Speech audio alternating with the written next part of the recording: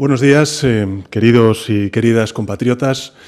Me dirijo a vosotros para informaros de la crisis que se ha desatado en Oriente Medio, de la posición del Gobierno de España y de las acciones que estamos llevando a cabo.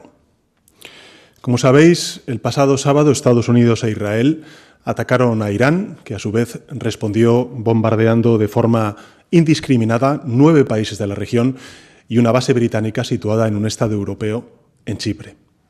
Quiero, ante todo, expresar la solidaridad del pueblo español con los países atacados ilegalmente por el régimen de Irán.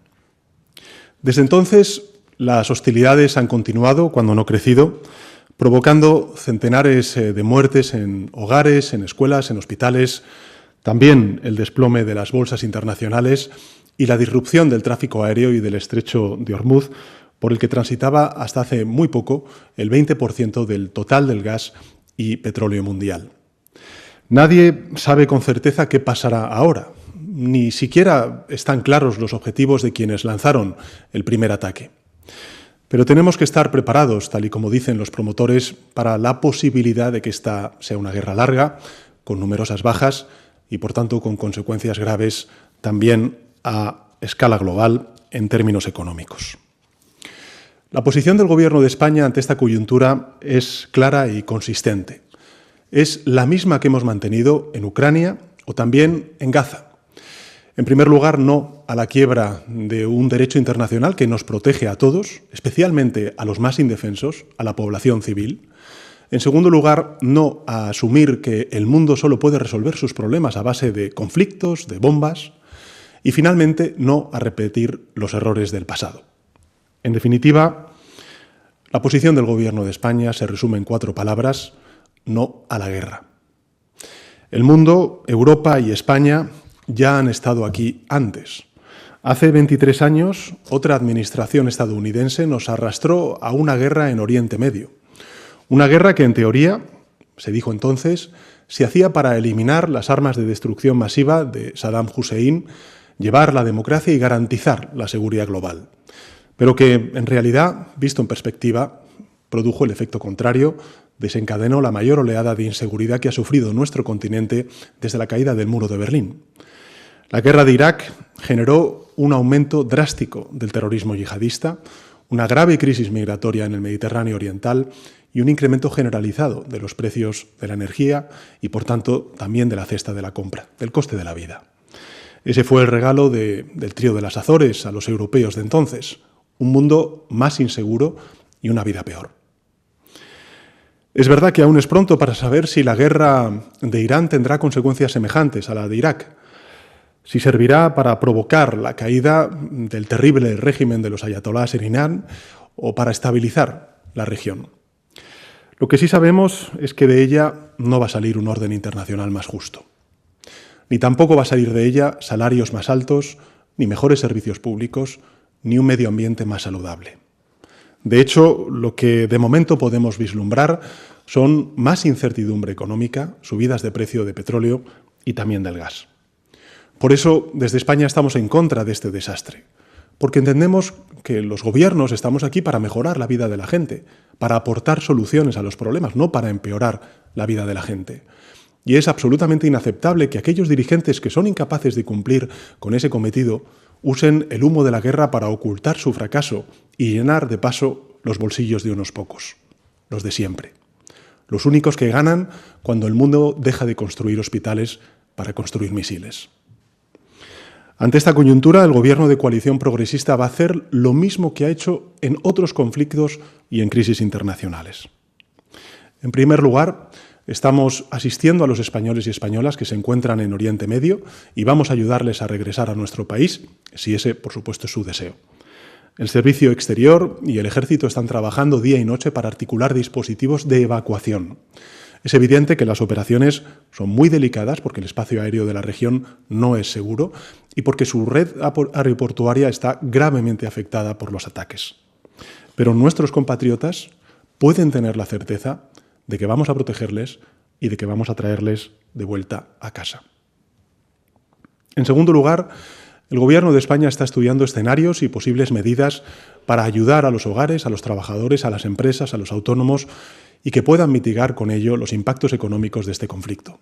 si es que fuera necesario.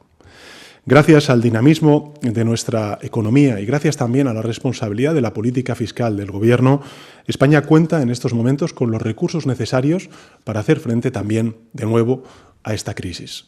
Tenemos la capacidad, también la voluntad política, y lo haremos de la mano de los agentes sociales, como lo hicimos durante la pandemia, la crisis energética o recientemente la crisis arancelaria. En tercer lugar, vamos a colaborar, como hemos hecho siempre, con todos los países de la región que abogan por la paz y por el cumplimiento de la legalidad internacional, que son dos caras de la misma moneda, apoyándoles con los recursos diplomáticos, también materiales, que se requieran. Vamos a trabajar con nuestros aliados europeos en una respuesta coordinada y que pueda ser definitivamente eficaz. Y vamos a seguir trabajando para lograr una paz justa y duradera en Ucrania y en Palestina, dos lugares que merecen no ser olvidados. Y por último, el Gobierno va a seguir exigiendo un cese de las hostilidades y una resolución diplomática de esta guerra. Y quiero además explicitarlo, porque sí, la palabra adecuada es exigir, porque España es un miembro pleno de la Unión Europea, de la OTAN y de la comunidad internacional. Y porque esta crisis también nos afecta a nosotros, a los europeos y por consecuencia a los españoles. Y por eso tenemos que exigir la resolución a Estados Unidos, a Irán, a Israel, para que paren antes de que sea demasiado tarde. Lo he dicho en muchas ocasiones y lo repito ahora, no se puede responder a una ilegalidad con otra, porque así es como empiezan los grandes desastres de la humanidad. Recordemos cómo antes del inicio de la Primera Gran Guerra Mundial en el siglo XX, en agosto de 1914, alguien le preguntó al entonces canciller de Alemania cómo había empezado la Primera Guerra Mundial. Y él respondió encogiéndose de hombros y diciendo textualmente, ojalá lo supiera. Ojalá lo supiera. Muy a menudo las grandes guerras estallan por una concatenación de respuestas que se van de las manos por culpa de errores de cálculo, fallos técnicos, acontecimientos imprevistos. Por tanto, debemos aprender de la historia. Y no podemos jugar a la ruleta rusa con el destino de millones de personas. Las potencias involucradas en este conflicto deben cesar inmediatamente las hostilidades y apostar por el diálogo y la diplomacia. Y los demás debemos actuar con coherencia, defendiendo ahora los mismos valores que defendemos cuando hablamos de Ucrania, de Gaza, de Venezuela o de Groenlandia. Porque la pregunta no es si estamos o no a favor de los ayatolás. Nadie lo está. Desde luego no lo está el pueblo español y, por supuesto, tampoco el Gobierno de España. La pregunta, en cambio, es si estamos o no del lado de la legalidad internacional y, por tanto, de la paz. La ciudadanía española siempre repudió la dictadura de Saddam Hussein en Irak, pero no por ello apoyó la guerra de Irak, porque era ilegal, porque era injusta y porque no supuso una resolución real a casi ninguno de los problemas que pretendió resolver. Del mismo modo, nosotros repudiamos al régimen de Irán, que reprime, que mata vilmente a sus ciudadanos, particularmente a las mujeres. Pero al mismo tiempo rechazamos este conflicto y pedimos una solución diplomática y política. Algunos nos van a acusar de ser ingenuos por hacerlo, pero lo ingenuo es pensar que la solución es la violencia. Ingenuo es creer que las democracias o el respeto entre naciones brotan de las ruinas, o pensar que practicar un seguidismo ciego y servil es una forma de liderar. Al contrario, yo creo que esta posición no es en absoluto ingenua, es coherente. Y por tanto no vamos a ser cómplices de algo que es malo para el mundo y que también es contrario a nuestros valores e intereses, simplemente por el miedo a las represalias de alguno. Porque nosotros tenemos una confianza absoluta en la fortaleza económica, institucional y también diría moral de nuestro país. Y porque en momentos como este nos sentimos más orgullosos que nunca de ser españoles.